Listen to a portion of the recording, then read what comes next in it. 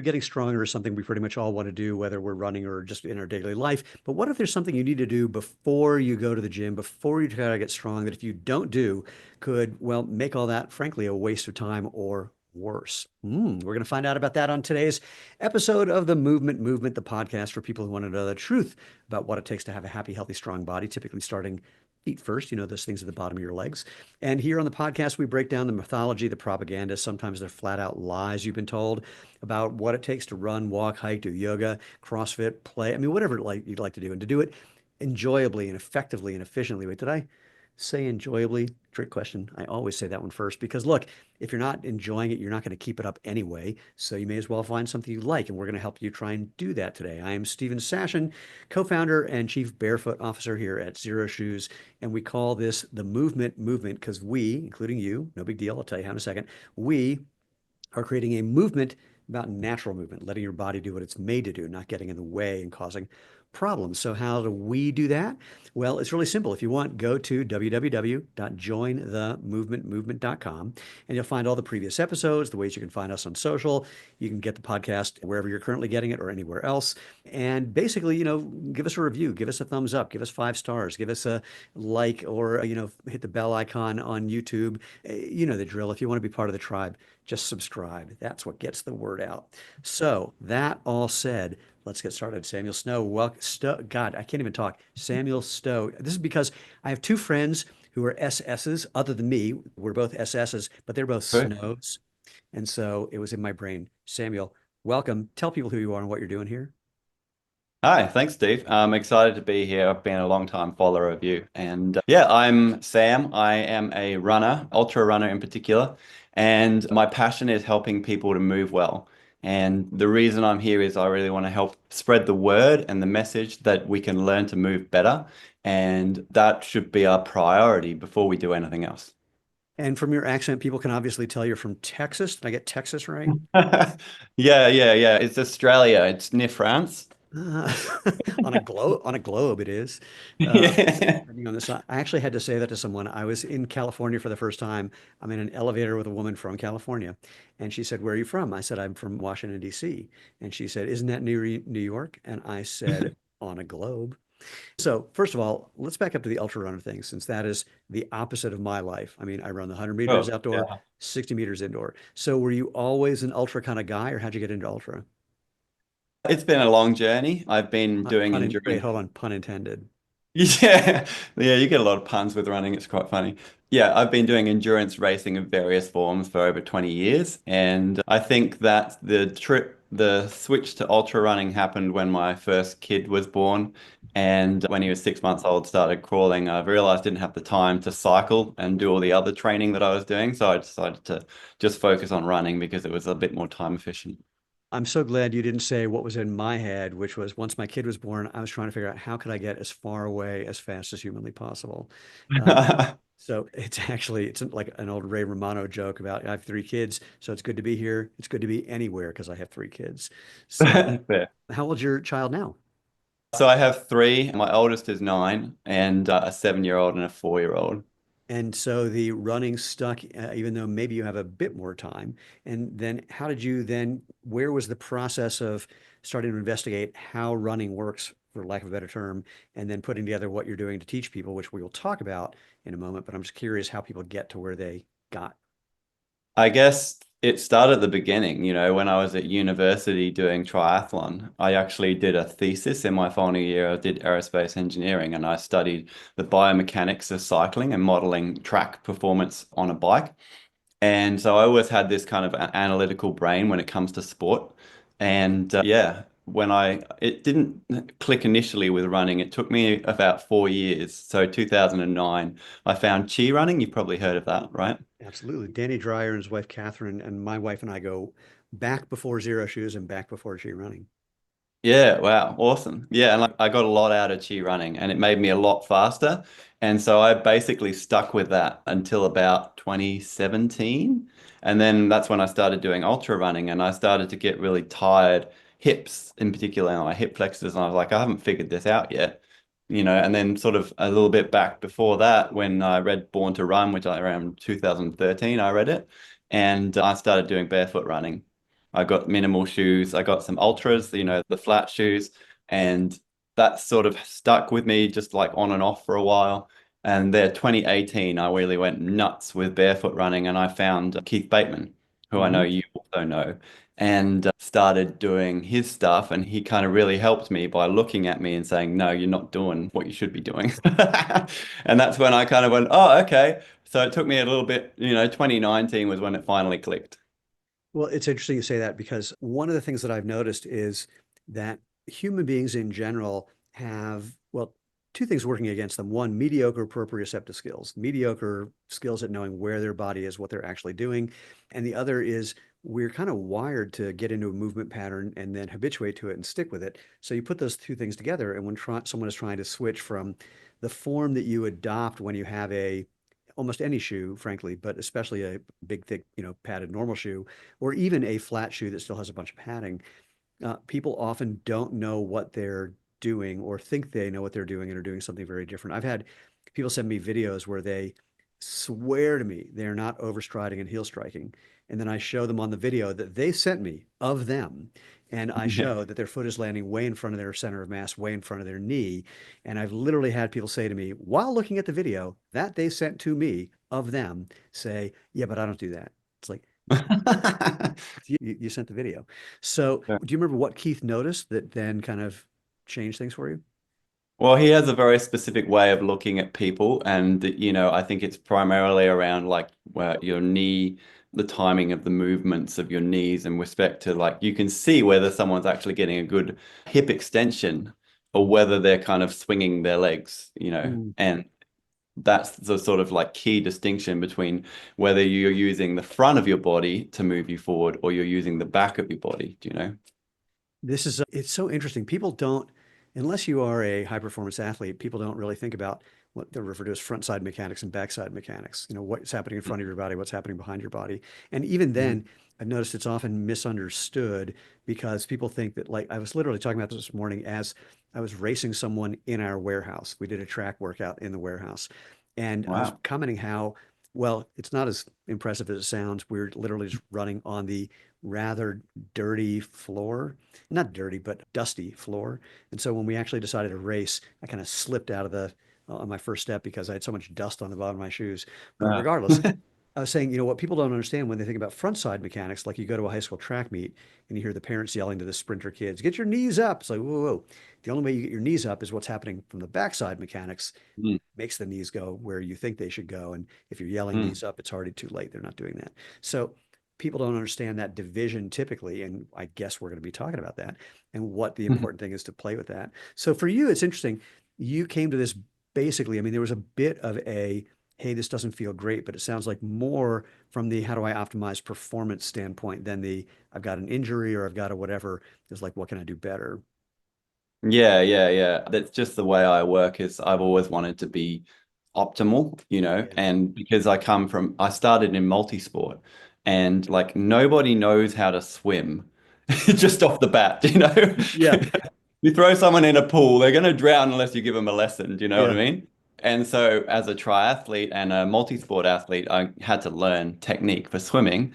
And then with cycling, there are techniques to a degree. Yeah. And then obviously, I also did kayaking and I had to learn how to kayak well. And obviously, so then I also had the chi running. I was like, oh, there's a way of running. And I was fascinated when I read Born to Run about the whole barefoot thing. And yeah, after a while, obviously, it took a while, but I realized that a lot of people can run barefoot, but still run poorly from an efficiency perspective. It's, And yeah. yeah, no, it is interesting. I mean, I've similarly talked to people who, well, I don't think I'm throwing anyone under the bus because I'm not mentioning any names, but they think of themselves as accomplished barefoot runners. But what they've Mm, figured out how to do is run barefoot without having problems per se, but certainly mhm, not effective or efficiently. Like mm, I've seen people, reach their foot way out in front of them and kind of catch the ground and pull it underneath them. So they're not putting too much force on their feet, for example, but they are still not, I mean, it's like Groucho Marx walking fast rather than running. And they're the ones who will proudly talk about all the half marathons they've completed and say they're, excellent barefoot runners.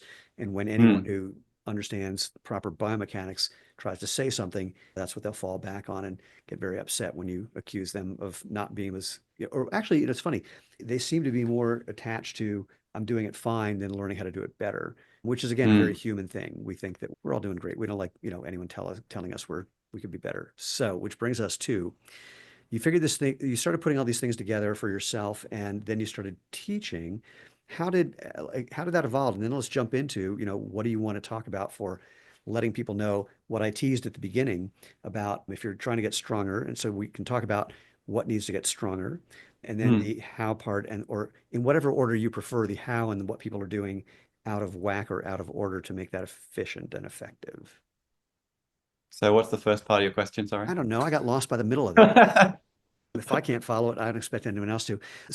So when did you, after you kind of figured this out, what was the transition for you just to decide, I want to start teaching this? Because that in and of itself, is a little unusual for most human beings to do. Yeah, that's true. I'm a sharer. Like that's what I like to do. I don't keep things to myself. I like to be able to share what I learn. And I was living in Silicon Valley in Mountain View at the time when I was doing all of this. And I had a really good coach, Megan Roach, who's quite well known in the ultra running community. And I also worked at Google. And so basically, I was in a very good place because one of the things at Google is there's obviously thousands of people, and there's quite a big running community, and there's also there's gyms all over the place, and they have this program called Googler to Googler. And so basically, any Googler can teach any other Googler anything they want, as long as there's someone that's interested to do it. So I basically went to the GFit people and said, I want to teach running. And they're like, cool. So I basically just put up some flyers and started doing it because, it's very not common to like even start thinking about how you run. More often than not, if you speak to someone about, have you thought about how you run? They're like, what are you talking about? Yeah, no, it really is amazing. People do think that, well, you just run. It is so funny that for almost every other activity, including the ones you already mentioned, people know there's a way to do it well or better that they probably don't know. But for Mm, running, since we kind of all grew up doing it in some way, even though, not everyone was the fastest or handle the longest runs or whatever, it's mm. kind of like everyone thinks they can write because they had to, write essays in school or book reports. Like, no, no, very different thing. So you're teaching the Google peeps. And I imagine, I mean, people in that world are early adopters to begin with. So I can see how Mm. that would have, Yeah, your shoes were very popular there. I saw a never lot of know. people wearing Prios in the gym and different things like that. So, Man, I got to somehow take advantage of that. yeah. And so talk to me then about, since we teased this at the beginning, where strength comes into what you were teaching. I mean, if you want to give it like the highlights of what you're teaching, but since I teased it with strength, at some point, let's land on that one. Yeah, well, it took a while. I came to it as a runner. I had done a personal training certification before I left Australia for the US, but there was a previous career before I started doing software engineering. But then I didn't really get detailed into sort of like physiology and anatomy and like biomechanics from a muscular perspective until I came back to Australia. But I understood like how we were supposed to move sort of from a biomechanical perspective. I just didn't have the depth of knowledge that I currently have with muscles and so on. So I didn't necessarily have that perspective then, but I was still going in similar way to like chi running. Okay, this is how you're going to hold yourself. This is where you're focusing your effort. Try and feel your bum, basically your glutes and Yeah. all that.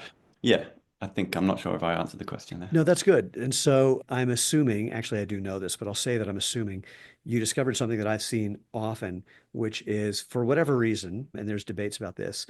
I, Mm, I have seen so many people whose glutes just don't work. They can't, if you ask them yes, to yes. flex their glutes, there's nothing happening. I mean, I don't know about you, but what I've done when I do this in the appropriate setting, or some might say the inappropriate setting, I will do one of two things. I'll like, poke my finger in someone's glute and say, squeeze until that's, getting pushed out, which they can't do. And Hmm. then I'll say, just to give you a hint, do that to me and see what you Hmm. feel. And they're like, oh, that's very different. So what's your technique for having people recognize that their glutes are not doing what they're supposed to do?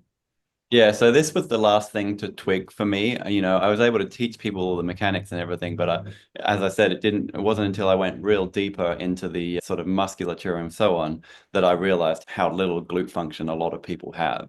But now I have a process to really, fix that. So one of the things that I start with is I have like the glute activation program, and I actually taught my dad recently. He's 71, and he, this is an interesting story actually. So he has very poor, or has had historically very poor posture and like no glute awareness, but he's a sailor and he had a boat and he was trying to push this boat, which is a yacht. So it's quite heavy, but it was on land. And as he was trying to push it, he tore his calf muscle because he was trying to push from his calves. And so after that happened, because he loves hiking, he's a very active person. I said, okay, we've got to fix you. You can't be running around trying to push with your calves all the time. And when I started testing him with squats and things, he's like, I cannot feel anything. So that's how I came up with a program to help him activate through his bum. And then we did that and didn't actually take that long, surprisingly. It only took about a week. And then after that, he was able to do the other exercises, and now he can walk with a lot more power and he's got much better posture. And I have the videos on my website. Oh, I love it. Well, so if people are listening slash watching to this and they want to check and see if they're actually using or activating their glutes, what would you recommend they try to find that out? Yeah, so I actually talk about this. I've got an ebook, and there's a free version, and then there's a longer version, which is only $5 on my website. But basically, there's a test in there, and it's a glute activation pattern test. Actually, probably the simpler version is, let's say you're just standing up straight, clench your bum cheeks, right? Everyone mostly can do that, right? Everyone can clench their bum, right? So that's great. Now, the next test is, can you lift one leg off the ground slightly and clench just one bum? And the thing that I find often is a lot of people can't, Wait, you which know, one? So if you're lifting your left foot on the one's ground, on the ground. one Yeah. that's on the ground, you're squeezing that one. Got it. Yeah. So that's called glute dissociation, Yeah. like left versus right. I'm sure you can. Do you know? But that's a really basic one. And then, yeah, obviously there's so many different movement tests you can do. But yeah, I've heard people, for example, they're trying to do, for example, you know how, I don't know if you've seen them, but there's this glute guy and he's got all the girls doing these hip thrusts with the barbell Oh, on their Brett Contreras. Probably. Yeah. And one of my clients says she was doing a barbell hip thrust and she was getting like pain in her calves. And I'm like, okay. Yeah, because you're not even using your glutes. It's like you're trying to push the barbell up through your calves because your glutes don't work, you know? So it's really interesting. That's what I'm kind of talking about. It's like these dysfunctions that people are not necessarily 100% aware of that we need to sort of resolve before you can actually do effective exercises. All right, we're gonna drill into that in a little bit, but I want to before we get there. So, talk just about, because we mentioned front side, backside mechanics. So let's loop that back into the relevance for being able to use your glutes properly in running. Yeah, I think that a big piece that I'm always illustrating when I talk to people I'm helping with the running perspective is that distance runners are not sprinters, do you know? And so there's a very big distinction between like being efficient over a long distance and being fast and powerful. And I think because so many people seem to look at sprinters and think that's the model of efficient running form. But then, because we have very little posterior chain awareness and core awareness as well, generally, then the thing that we can most easily do is the front, right? So we can put our arms up, we can put our knees up, and we can do everything that looks like that's what the sprinters do, but we kind of neglect the back. But to be honest, as a distance runner, I have learned from experience of running hundreds of kilometers, in one go, that the most efficient way to run further than say a couple of kilometers is not using the front, it's using the back because and I talk about this in my books. Basically, we have two advantages. One is gravity, because if you land and then you're pushing from your bum, you actually get an elastic recoil effect. So you land, it loads up the spring, and then you push from the posterior, which recoils. So you get a lot more efficiency than if you're just lifting your feet, because then you're just removing the spring aspect. Yeah, this is one of the things that I see in my neighborhood. There's a lot of good runners, but there's a variation on that. where they're wearing big, thick, high-heeled shoes, and even with the high-heeled shoes, their heel is not coming near the ground, and so they're not utilizing their Achilles, the biggest spring, literal spring that we've got, Mm, let alone mm, what they could get from loading and unloading the glutes. It mm. really, and of course, I'm not going to stop and tell them that. I don't want to get punched while I'm walking the dog. Yeah. So again, so let's again dive into that a little more. So what more can you say just about, oh boy, what someone's going to look for in their own body or look for if they're watching a video of themselves to see if they are doing what you just described or not? Yeah. So I don't typically look at this in the way, you see a lot of people offering like form analysis, right? Yeah. Running form analysis, and it can be helpful, but I personally prefer to talk to people about how they're feeling and what they're Mm, feeling in their body, because that's more sustainable. Like coming up with corrections and trying to do a correction on yourself is much harder than understanding what it's supposed to feel like and then just yep. maintaining that feeling. And yeah, so generally, I start with postural awareness. So improving your posture generally. So understanding how to hold yourself in a straight posture. Usually using a wall is a really great way to do it. So having your shoulders open, your head up, you're not looking up like this or down like this. You keep your head straight, and then you tuck your ribs down a little bit, because some people hyperextend through their back. So the ribs down a little bit, and then you tense your belly muscles, and then you kind of that levels your hips, and you should feel your bum turning on. And then that's your ideal kind of like neutral posture, do you know? And that can feel quite foreign to a lot of people because they're not used to holding themselves in that position. And so you need to find that position in order to be able to use that when you're running. So that's my step one, do you know? And what are the other feeling tone things that you're asking people to look for or that you're listening for when they describe what they're doing or not doing? Well, yeah, now when I talk to a runner and finding out like what problems they're having, I'm like, well, which muscles get the sorest, when you do hard runs, whether it's a race or a long run or an effort or workout. And usually it points to what the thing that they're doing wrong is, Like if they get a sore lower back and sore hamstrings, it means that their core isn't working. And if they get sore calves or sore lower legs, it means they're overusing their calf muscles and they're doing what you said, where their heel's not touching the ground. And there's an indicator. It's like, okay, I mean, if their quads are getting sore, it's more often than not they're overstriding. So you kind of go, okay, well, based on what you've just told me, this is what we're going to focus on. But at the same time, it always comes back to having good posture, getting your glutes on, and actually getting that efficient movement pattern like wired in, and starting at a really low level, like really low intensity baseline, just so you can understand it. Because it's like you don't start driving in a race car, you know, you want to start in something very controlled and sustainable. So you want to start slow and then build up once you become competent. So you're now describing my undergraduate research at Duke on cognitive aspects of motor skill acquisition. So All it's right. funny, I made this whole map and think about trying to learn to tap dance because that's what I studied.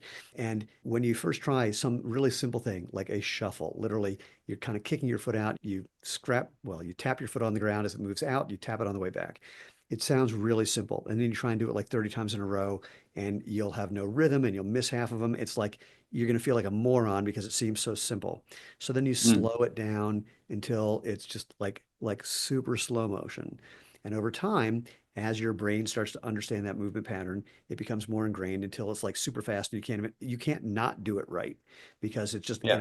it's way back in your brain. So this is Yeah. a brilliant thing. And most people, they'll want to just go out and do it too much to try it instead of getting the feeling first, slow and small, and then building up. Look, this is a thing, especially as a sprinter, you can work on form things, but once you're going full speed, you can't think about any of that. That's like it's Mhm. turned off No. anything that you have control over.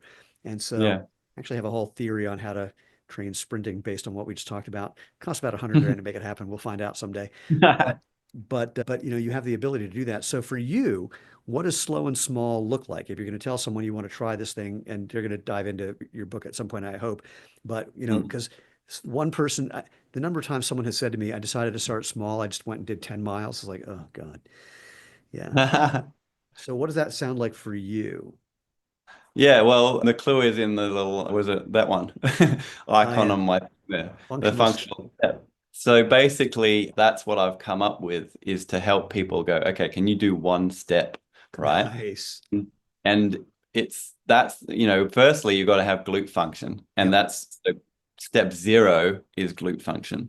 So sometimes that might take a week or two to people to get that, and they don't necessarily even know that they don't have it, but you have to become aware of that first, and then the next one is the pun intended, the next step is the step, right? And that basically all it is a reverse lunge, but you make sure when you're doing a reverse lunge that you're actually doing it with your core engaged and you can feel your glute on, etc. Right? And then from there, you kind of totally ignore the fact that you have a traveling leg. So basically, you're trying to get your traveling leg to move without using it. Because Yeah, yeah. the grounded leg, which is initially the front leg, when you're in that reverse lunge position, should be driving from your hip, from your glute. And you use the momentum from driving there, leaning forward to get your traveling leg to come forward. So you're actually completely switching off the front side aspect. Have you watched my video about walking? No. So this is exactly what I talk about for walking, and then I'll give you this one that's kind of fun. I figured out an extreme version of this for going Yeah, uphill, and then after doing that for like a year, I figured out it works downhill too. So imagine for the fun of it, we're walking up a hill, and so you've got yeah, your right leg planted and your left leg is trailing, and you yeah. turn to your left. So you're literally pivoting so you're just twisting slightly to the left. So you're stretching that Uh-huh. right hip flexor, okay? Yes. Yeah, yeah. And then as you twist back to the right, if you do Yeah. that, it will kind of release the left hip flexor, which is, wait, I got to do it. Hold on. Yeah. So I've stretched that right. Wait, yeah. And then as you then turn back to the right, it can pull. So like, all right, be on your right foot, turn to the left. Right now, as Yeah. you turn back to the right, if you're going up a hill, it'll swing that left leg forward just enough. Oh, yeah. Yeah. So it plants it, slightly in front of you, but basically under your center of mass up the hill slightly.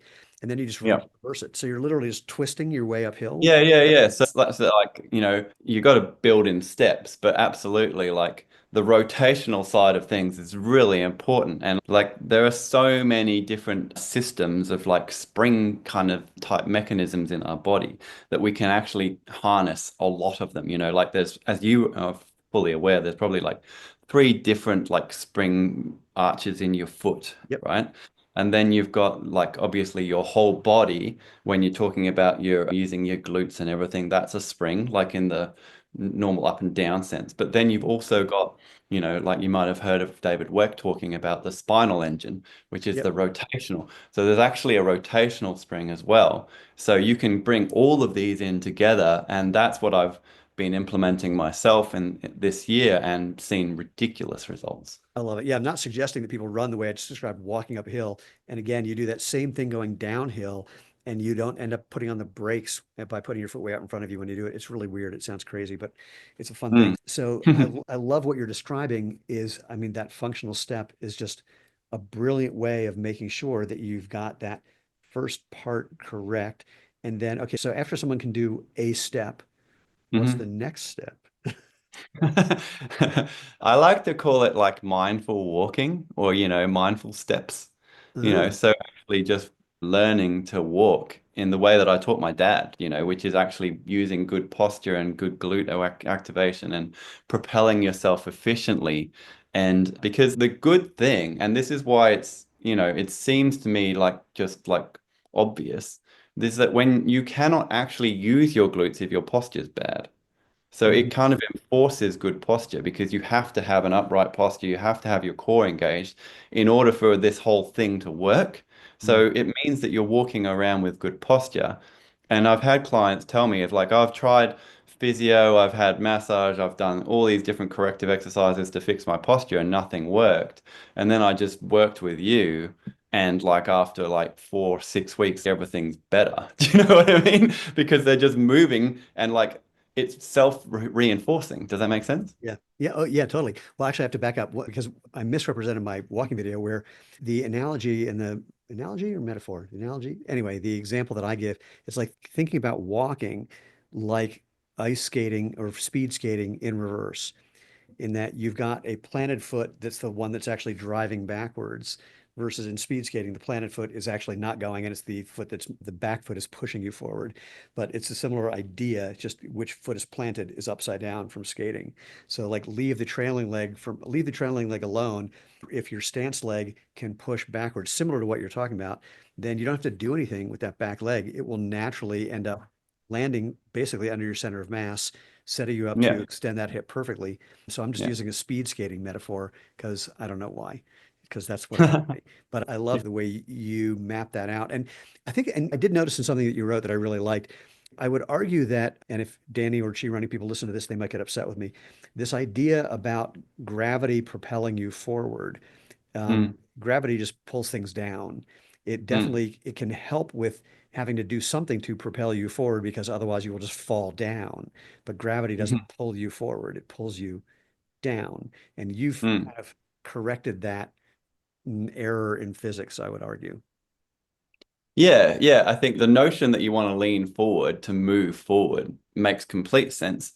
The thing that, really helps is when you actually think about your body being a spring, so that when you fall forward, your body lands and coils up like a Mhm. spring, and then you uncoil. And the uncoiling, this is all David Weck's style talk because he's very much about the coils and so on.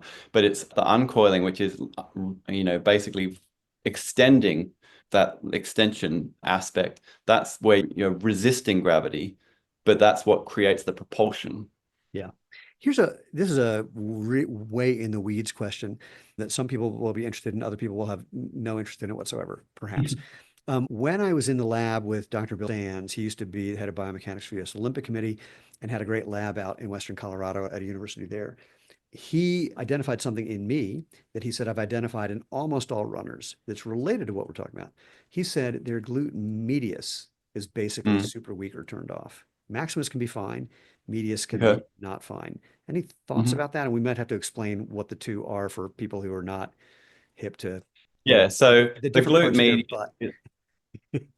Sorry. Yeah, so the glute medius is the one that's responsible for trying to keep your knee out, right? It keeps your hip well, not just your knee out, but it keeps your hip level and keeps it from dropping. Because if your glute medius is weak, it's on the outside of your hip, then your whole hip can drop because you kind of collapse in that hip, and then your knee will collapse in, and you'll overpronate, and all kinds of problems happen, right? So yes, you definitely need that muscle to activate in order to keep your hip level and your knee from collapsing in, which is going to help you be more efficient You just and remind, avoid injury. yeah, you just remind me of something. And so, well, actually, before I jump into that, so is there anything specific that you're working on? Again, the thing we tease people with is you've got to, do something before you work on getting strong. And if they haven't put two and two together, it's this alignment and getting proper posture and using your body correctly. Is there Mhm. anything that is different if you're paying attention to glute medius? I think, yeah, so a lot of the focus in running is often on the sort of forward and back side of things, Yeah. where, you know, if you actually completely ignore the forward and back side of things and just think about leaning forward and using gravity to move you forward, the side to side and the rotational things are way more important because that's where you can actually generate all the power and stability and so on. And so, yeah, so you're focusing interestingly, like what you're saying about the speed skater, that side to side aspect is what will activate those muscles. So you're Hmm. thinking about the side to side movement more than the forward and back movement, and that will actually help you get that activation. Interesting. You reminded me of something I saw about a year or so ago. I was on one of the trails outside our house. And there's a woman who, as she's running towards me, I see that her left leg looked perfect, looked totally Hmm. great. Her right leg Yep. was like way internally rotated. Her knee was like, way pointing. If you imagine face of a clock, her left leg was pointing at 12 o'clock. Her right leg was pointing at like 10 o'clock.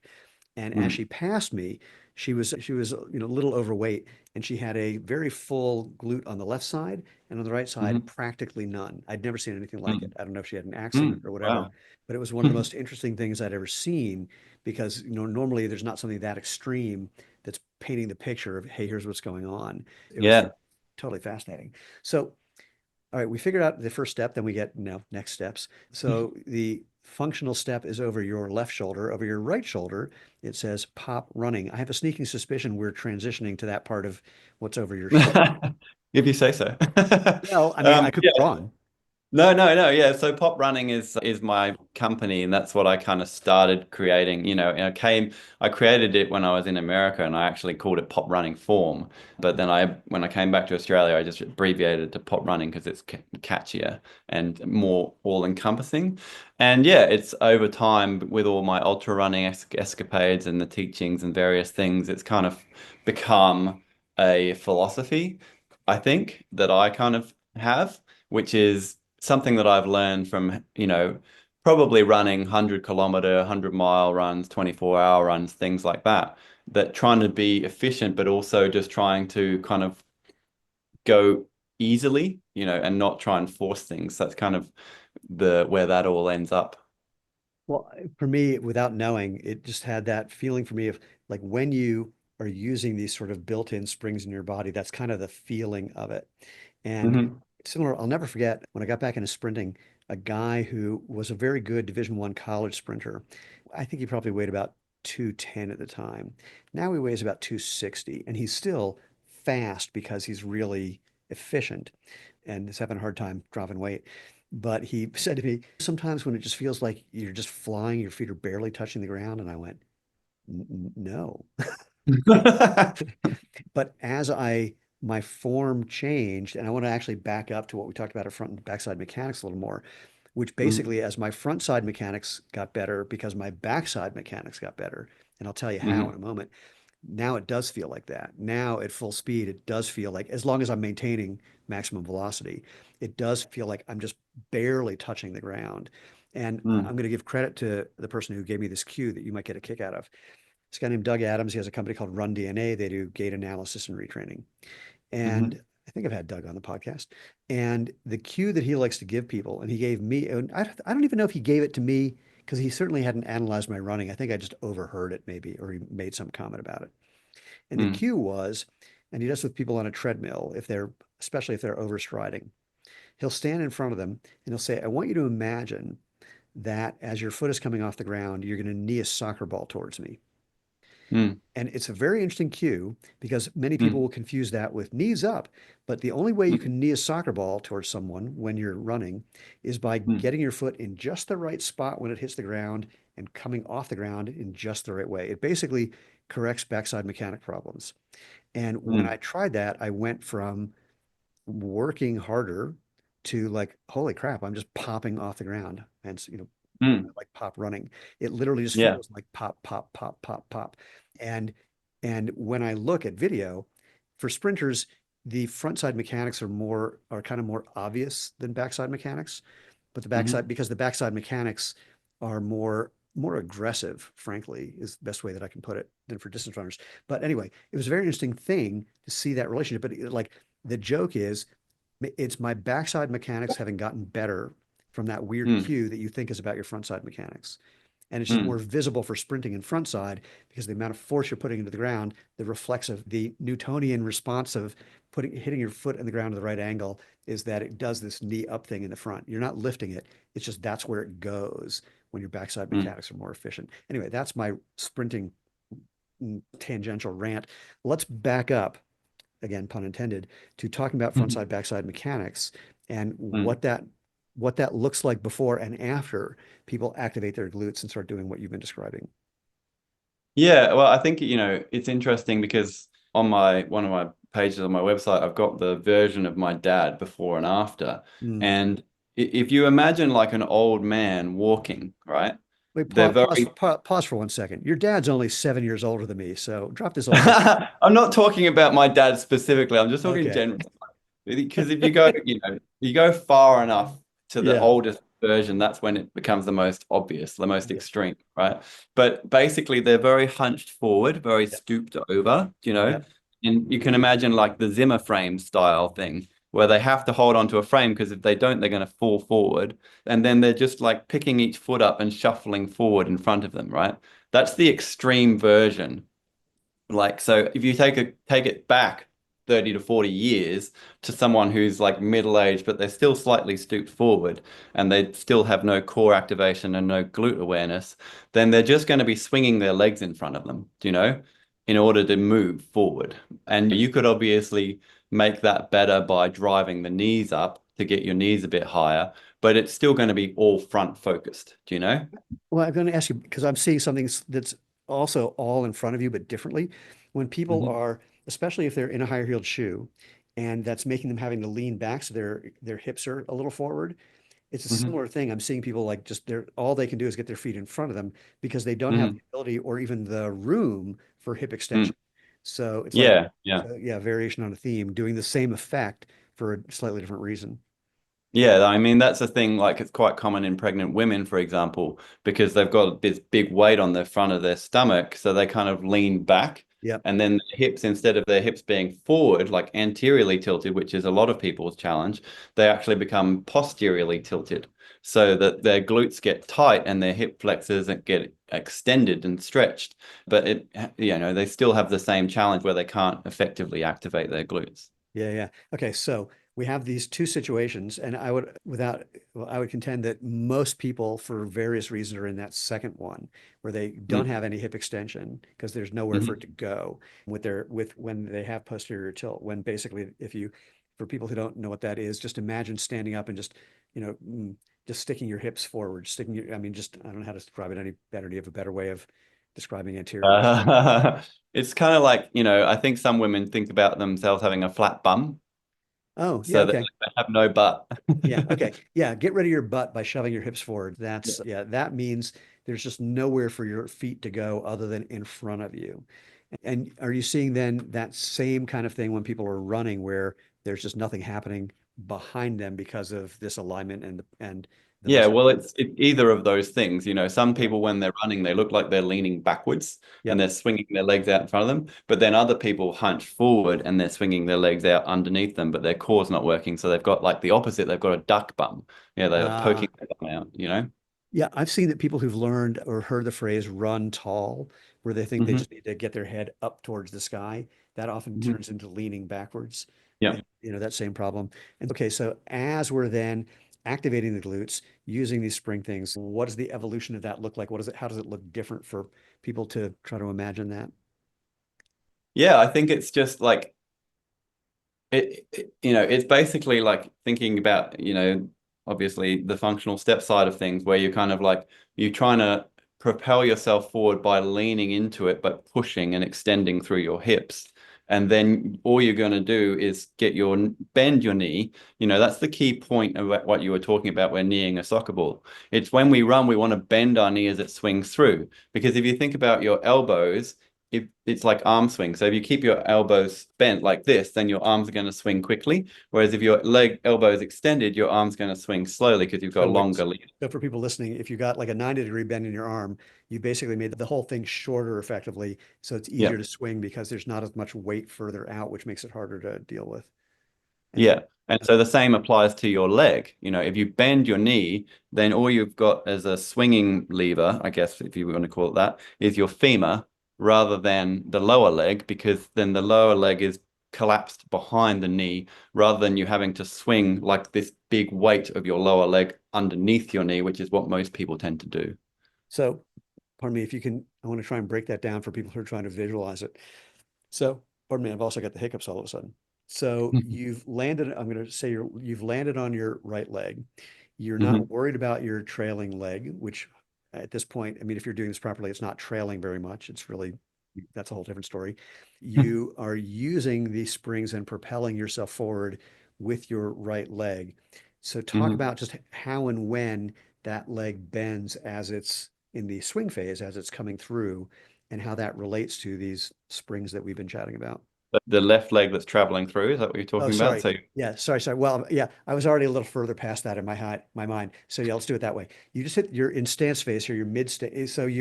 Let's do it this way. Your right leg has just touched the ground. It's not even yeah, mid stance. Just first touch the ground. What's yeah. happening with your left leg? Yeah, well, I think that's the key distinction. So I have walking courses and running courses. And the key distinction between walking and running is you bend your knee. If you want to walk, all you got to do is keep your leg fairly straight, swing it out in front of you, and then you kind of like touch down on your heel. You still push, but you can kind of roll through it. Mhm. But that's what people are often doing when they're running. So they're kind of just doing walking but faster. And the difference is when you actually do it well, you bend the knee as it's coming through. So then instead of you swinging your leg and landing your heel out way in front of you, your foot lands underneath the knee. So as you come through, it comes up and then comes back down and lands underneath your knee. So I want to try and get people to picture like how much bend we're talking about and how's that change over speed. Because again, I'm thinking about the people running, I'm thinking about the people running in my neighborhood, where I Yeah, think yeah. many of them have learned that they're trying to use it. This is going to sound ironic or upside down from what we're describing. They want to use as little energy as possible. So they're bending Mm, their, again, your right leg is the one that's the stance leg. It's the one that touched the ground. Your left leg is swinging through. They're bending it just enough so that their toes don't scrape the ground. They're bending it maybe a little higher so their toes are at sort of ankle level as it's coming through. If mm, toes are pointing towards the ground, ankle level-ish. What are you mm. describing different from that? I don't know. I think, I don't like to make it too mechanical. I like to make it more feeling oriented. I think that the analogy that you gave earlier on is a good one where you're like kneeing a soccer ball. It's just that you want the knee to lead rather than the foot, right? So ideally, it's just that you want the foot behind the knee when you're running so that when you fall and land on the next foot, that it is underneath and then you can immediately activate the spring and continue. I think what you described, I want to slow this one down because that one gave me a chill because it's really fun. So one of the cues that we like to give, I don't know who we is in that sentence, that I like to give, and I know I'm not the only one. There we go. But I don't have a we in mind, is that so your right leg started out on the ground, your left leg swinging through, you're going to be in the air at some point. When your left foot is the one that hits the ground, the definition of overstriding is that your ankle bone is in front of your knee. If you did a Mm, straight line down from your knee, if your ankle bone is in front of that, you're overstriding. If it's behind that, you are not. And the only way you can actually activate that spring well is if it's behind, under or behind that knee, because then it's starting to mm. activate like right away instead of having to deal with excessive forces and wait for to get to the point where you're using it, which by that point you've lost that whole spring mechanism. Now you're having to like re-engage strength from the bottom up, which is completely Mm. inefficient. Did I get that? Yeah, yeah, and I think that it's all happens very quickly, and you can't Yes. really think about it too much. But what the resulting outcome is that you kind of end up with a natural midfoot landing. Do you know? It's Yep. like some people try and focus on the midfoot landing or the top, forefoot landing or whatever, and like that's the outcome. It's not the goal. Do you know? Yep. But if you can make a natural midfoot landing happen because your whole body is moving forward, so your core, your center of mass is moving forward as your knee is coming forward, and then as you come down and you land on your foot, it's a midfoot landing, and your foot is very much close to underneath your knee, and then everything can just activate immediately and keep you traveling forward in the most efficient way. Yeah, it really is. What we're doing is kind of like trying to describe the flavor of a cake or trying to analyze a joke. I mean, everything, it does all happen rather reflexively and quickly. But again, Mm. backing up to what you're saying, starting with the functional steps, starting to like learn how to feel that slowly and deliberately. And the more you Mm. do that, the more becomes more hindbrain and allows you to do it without having to think. Yeah, There, yeah, you can't just make it happen by thinking. You know what? Well, again, I will argue that you can with the device that I'm imagining building when I have a boatload of money and I can make the device. Is Look, it like one of those Elon Musk like brain implant? no, oh, interesting. No, but I'll tease it this way and see if anyone figures it out. They can leave it in a comment. It's so as a former All-American gymnast, one of the things that you do, especially for very difficult twisting and flipping moves, is Mm. you give yourself more time. You're able to Hmm. slow it down and give yourself more time with a spotting belt, for example. I think there's a way of doing something similar for running so that you have enough time to feel these things and build up the speed from really slow to faster and faster and faster. And there's another component to it where about getting the right kind of feedback in the right way. But the biggest thing is to be able to really feel something if you don't have those proprioceptive and sensory skills, you need to do it slow. How can you do that with running and then build up over time as you get more Is it like proficient? reducing gravity? Go to space. Kinda. I mean, that's a part of it, but you don't have to reduce gravity. You need to optimize gravity. Let's say it that way. Okay. Yeah. Well, I'll tell you an interesting example that I had actually yesterday. I've been doing some more kayaking again recently, and we did a session where they had to put us we had to put resistance on the front of the boat. So we Okay. actually had these like foam resistance under the boat, and then we were doing sprint sets where we're trying to push against the resistance. And it's similar to dragging a tire behind you, right, when you're Yeah. running, you're around your hips. So you're having to really drive a lot harder with the paddle to push against this because the boat's not, floating. Streamlined. Yeah. And so then we did 10 sets of that and then we took them off. And it was amazing I did 10 sets after that without the resistance, how efficient I felt and how powerful and quick everything was because you're learning how to get the most efficient, powerful stroke under duress. And then you take the stress away and then it's much easier. There's for sprint training, there are a couple of versions of that. One is using a parachute with a quick release. And the Hmm. other is there's a device that if I had way more money than sense, I would own one personally. I don't know any people that own them. It's like, universities and sprint programs. It's called the 1080 motion. It's basically a cable on a wheel with a computer controlling how fast it either extends or comes back. So basically, it Mm. attaches to you, and it's really good for doing that resisted running, similar to what you described. It's also good. You Hmm. turn around and connect it to your front, and it will drag you forward. So you're doing overspeed. So just to keep Oh yeah. falling on your face, you learn that Hmm. you learn that you can probably move your legs faster than your brain is used to. And so you're Mm. learning Mm. just to get, faster turnover, just a tiny bit.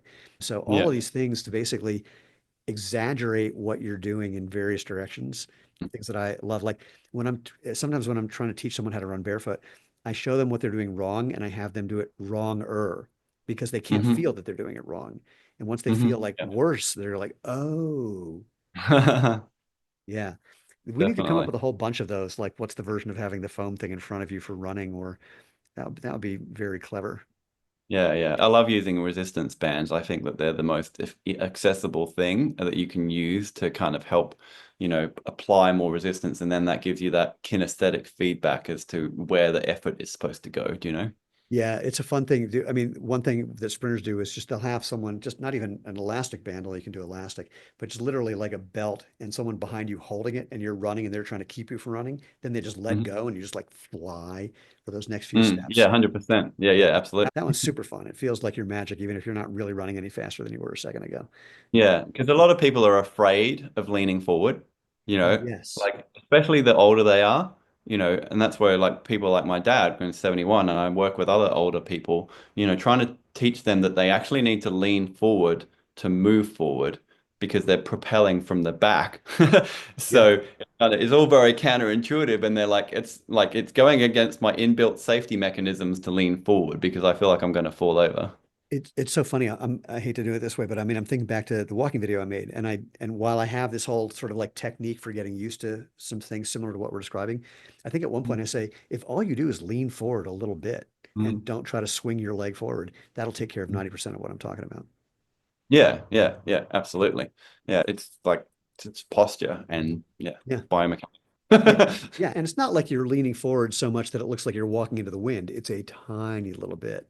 It's like Yeah, really, it's just enough. It depends on how fast you want to go a little bit, but yeah. it's just enough to generate forward movement, really.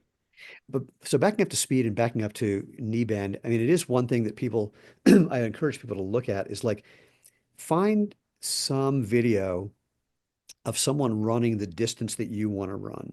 And Mm. by the way, I'm making this up on the fly, so correct me if you think I'm full of shit. Find someone who's running the distance you want to run. Let's say you're a 10K guy. Find someone who, like a good 10K runner, Olympic 10K runner, Mhm.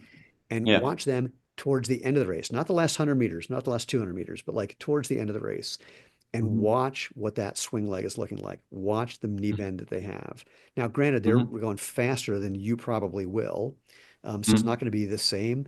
But just to see what the sort of end result of the highest level of elite whatever looks like, it's Yeah. probably I think that would be really informative because most people don't know or they haven't really paid attention to that because I don't know why. I just noticed people don't pay attention to backside mechanics. Yeah, I think you want to find a good example. Like for me, good examples are like Eloy Kipchoge, Jim Walmsley, people like that. Because, like Jim Walmsley, like 70 miles into 100 miles, still doesn't look like he's run like a mile yet. You Yeah. know? Yeah. Well, So it- that's a pretty good example because I think like really the goal is that for it to be effortless because if it's effortless, that's the only way you're going to be able to maintain it for 100 miles. yeah. Well, and Kipchoge is an interesting one. And again, you don't want to find people like at the end of a race if they're trying to set a world record or compete because they're going to do whatever it takes to get to the finish line. And Yeah. sometimes, form breaks down and it gets all crazy. But if you catch them kind of like, well, certainly at the beginning and often in the middle too, it's still looking like freakishly good. But then, like in the sub 2 hour marathon, my favorite thing is Kipchoge is wearing these shoes that according to Nike are designed to facilitate the heel to toe rocking motion, and he never touches the heel of that shoe until the Cutie. very end, where he is like trying to get there under 2 hours, and whatever method you can find, you're going to do it. Yeah. Yeah, yeah, It yeah. was brilliant. Anything that we left out just about, again, where we started of this whole idea of getting stronger, learning to use your glutes so they can propel you as you're using your body the way it's actually meant to be. Is look, backing up. Yes, people are fascinated by sprinters' butts. I will confess that I think that's a way of, for Americans who don't pay attention to track and field, that would be a much better way to advertise track and field is just, oh my God, look at that. But oh my God, look at that. But is what I accidentally said if you remove the comma. So that's kind of where we begin. And again, that alignment is necessary for the proper use of the musculature that you're using. That leads to everything Mm. else we're talking about, using the springs properly and using lean properly. Is there anything we Mhm. left out that we wanted to kind of touch on before I let you tell people how to find you and experience what we've been talking about? Yeah, I think that, like a lot of people might think that this is a very like fanciful conversation about like complicated biomechanics, but at the end of the day, it's actually fundamental movement Yeah. and it's not only about running, it's about being healthy and able to move well for a long time. So for me, it's about longevity as much as it is about efficiency because, my dad has seen a lot of benefits to being able to move efficiently and with good posture. Like it means that he's going to be able to walk efficiently and he's not going to develop that hunched overness like for example that his dad had a little bit more as he got older when he hiked.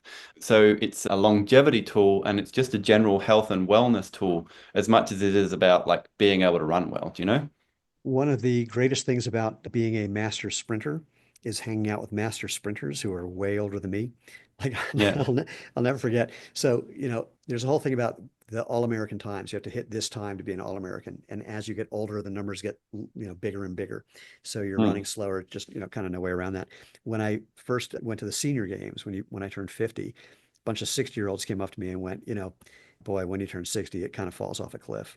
And then a bunch of 80-year-olds were standing behind them and they went, you have no idea what you're talking about. But, but the thing that's really fun is you look at all these guys and just like you described, they're not hunched over, they're active, they're moving. It is not for some of them, certainly not ideal. They don't look like they're 25, but they don't look Mm. like any other 70, 80, 85 plus people that you've seen.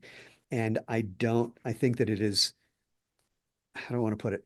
It's not, I mean, there probably some genetic component to it, but it's also just this continual using your body and paying attention to your body. And I'm very curious to see, well, I'm not 63 yet. I got 3 more weeks, but I'm really curious to see what happens because right now everything feels fine. And I can't Mm. imagine it falling off a cliff other than the fact that I'm getting, a little slower every couple of years. It's, there's a tenth off from whatever my previous time was. So be it. Yeah. One of the fun things about Masters Track is you do have these weird goals. Like all I want to do is hit all American times. If I can keep doing that, and if I can hit them in an age group behind mine, thrilled. And having those goals is really a blast. But like find a Masters Track meet and go look at some of these people. They're really inspiring. Mm. Yeah, yeah. I mean, I'm surrounded by ridiculously fit looking 70 plus year olds, because I live on the Sunshine Coast and it's kind of like a mecca for, Yeah. retiring athletes, Yeah. because it's such a nice place to live.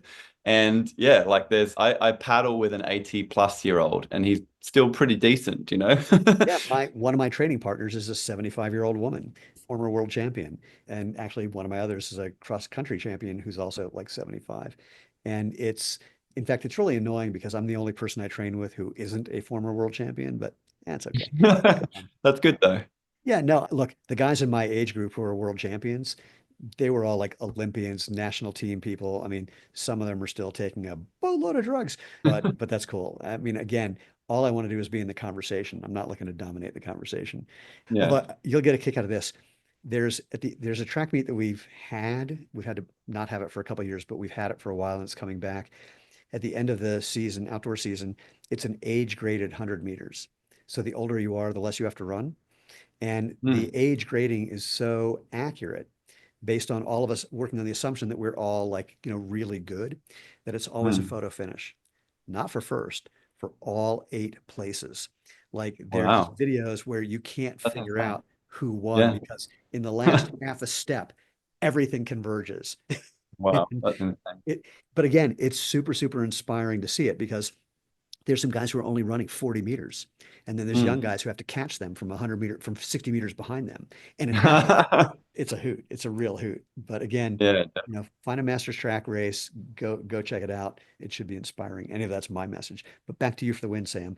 People want to find out what you're doing so they can experience what we've been talking about. What are the ways they can Mm. do that? Yeah, my website, poprunning, all one word, .com.au.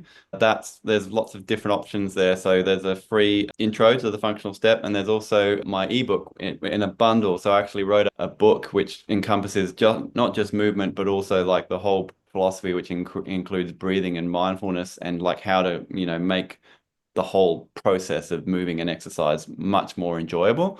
And then if you get the bundle, that's also got a activation workshop, the glute activation program that I mentioned too. So that's the best way. But if you want to catch me on Instagram, I'm sam.poprunning as well. So yeah, those are probably two main places. Well, A, thank you. B, brilliant. C, I hope people do check it out. And D, I want to hear what you all think when you do. So please let me know. And back to me for the win. Don't forget, go over to www.jointhemovementmovement.com. There's nothing you need to do to join. There's no membership fee. There's no song we sing every morning. It's just that's the domain that I got. And you'll find all the previous episodes, of which there are quite a few. All the ways you can engage with us on social media, please do. And if you have any requests, anyone you think should be on the show, any comments, any whatever suggestions, if there's someone you can find who wants to be on the show who might think I have a case of cranial rectal reorientation syndrome, that would be super fun because I would love to have a conversation with someone who is on the other side of the spectrum, as it were. Just drop me an email for whatever reason, move at jointhemovementmovement.com. And most importantly, between now and whenever we hear each other again, although I'm not hearing you, but you get what I'm saying, go out, have fun, and live life feet first.